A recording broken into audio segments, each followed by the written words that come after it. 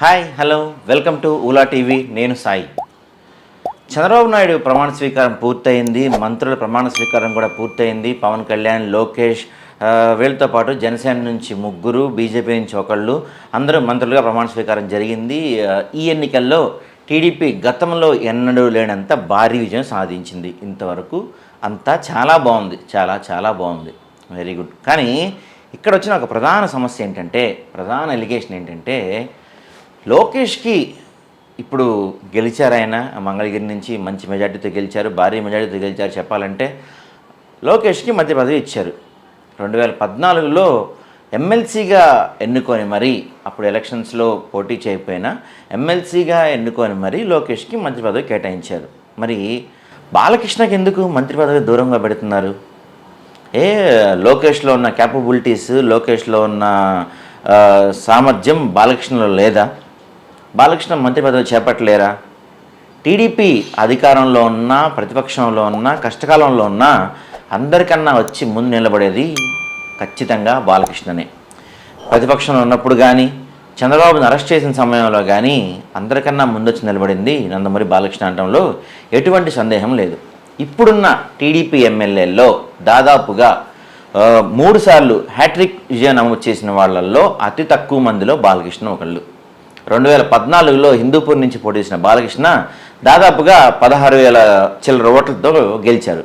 ఆ తర్వాత అప్పుడు అధికారం చేపట్టింది టీడీపీ. అప్పుడు కూడా బాలకృష్ణకి ఎటువంటి మంత్రి పదవి లేదు, పార్టీలో కూడా ఎటువంటి కీలక స్థానం కట్టబెట్టలేదు. అయిపోయింది, ఓకే.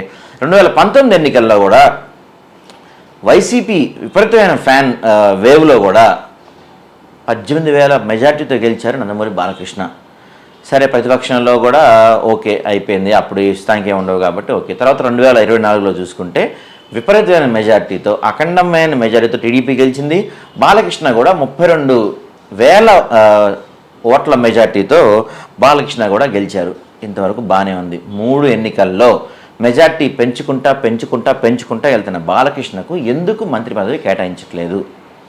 లోకేష్కి గెలిచినా గెలవకపోయినా మంత్రి పదవి ఇస్తున్న చంద్రబాబు నాయుడు బాలకృష్ణకి మాత్రం ఎందుకు పదే పదే ఈ అన్యాయం చేస్తున్నారని సగటు టీడీపీ కార్యకర్తలు, నందమూరి అభిమానులు చాలా బాధపడుతున్న సందర్భం మనకు కనపడుతుంది. అసలు పార్టీయే ఎన్టీ రామారావు స్థాపించిన పార్టీలో ఎన్టీ రామారావు స్వయాన కొడుక్కి పార్టీలో మంత్రి పదవి లేకపోవటం ఏంటి అని చెప్పి రాజకీయ విశ్లేషకులతో పాటు టీడీపీ ఫ్యాన్స్, ముఖ్యంగా నందమూరి అభిమానులు అయితే జీర్ణించుకోలేకపోతున్న పరిస్థితులు మనకు కనపడుతున్నాయి. నేను లోకేష్ కన్నా ఎందులో మా బాలయ్య తక్కువ అనే పదాలు బాగా వినపడుతున్నాయి. ప్రతి చోట ప్రమాణ స్వీకారం జరుగుతున్న ప్రతి చోట, ప్రమాణ స్వీకారం నుంచి వచ్చిన ప్రతి వ్యక్తిలోంచి, మనకి సగటు టీడీపీ అభిమానులోంచి ఈ మాట అయితే మనకు వినపడుతుంది. ఎందుకంటే చంద్రబాబును అరెస్ట్ చేసిన టైంలో కానీ, గత ఎన్నికలు 23 సీట్లకి పరిమితమైన టైంలో కానీ పార్టీని అంటిపెట్టుకొని పార్టీ కోసం అహర్నిశలో పనిచేసిన అతి కొద్ది మందిలో నందమూరి బాలకృష్ణ ఒకలంటంలో ఎటువంటి సందేహం లేదు. గతంలో నందమూరి కుటుంబం నుంచి దాదాపుగా పార్టీని చంద్రబాబు నాయుడు స్వాధీనం చేసుకున్న తర్వాత, చంద్రబాబు నాయుడు దీన్ని టీడీపీకి అధ్యక్షుడిగా ఎన్నికైన తర్వాత నందమూరి ఫ్యామిలీ నుంచి నందమూరి హరికృష్ణకు ఒకసారి మంత్రి పదవి ఇచ్చారు. ఆ తర్వాత మళ్ళీ ఎవరికి ఇచ్చే అవకాశం రాలేదు. కానీ 2014లో బాలకృష్ణ ఇచ్చే అవకాశం వచ్చింది.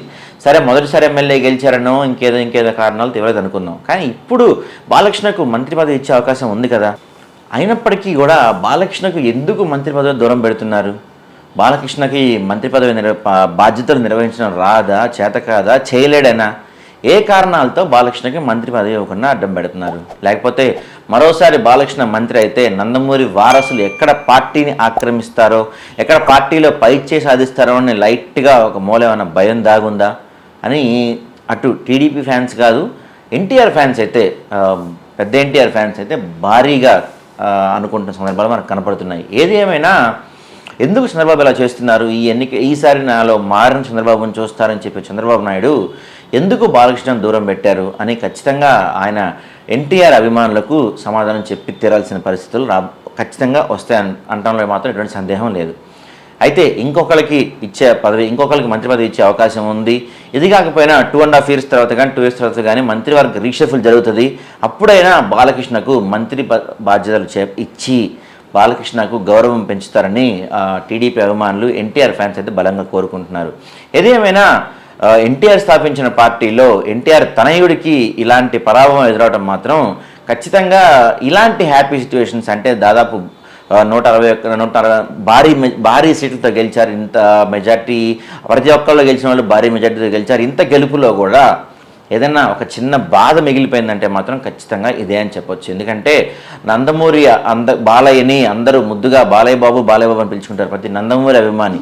అంతేకాకుండా బాలకృష్ణకు ఇర్రెస్పెక్టివ్ ఆఫ్ పార్టీస్, అటు టీడీపీలో కానీ, ఇటు వైఎస్ఆర్సీపీలో కానీ, అటు జనసేనలో కానీ ప్రతి పార్టీలో బాలకృష్ణకు ఖచ్చితంగా అభిమానులు ఉంటారు. టీడీపీలో బాలకృష్ణ అంత ఫ్యాన్ ఫాలోయింగ్ కానీ, మాస్ క్రౌడ్ పుల్లర్ కానీ మరో లీడర్ లేడని చెప్పొచ్చు, ఖచ్చితంగా లేడని చెప్పొచ్చు. అలాంటి బాలకృష్ణకు మంత్రి పదవి విషయంలో ఎందుకు ఇలా మొండి చేయి చూపిస్తున్నారు?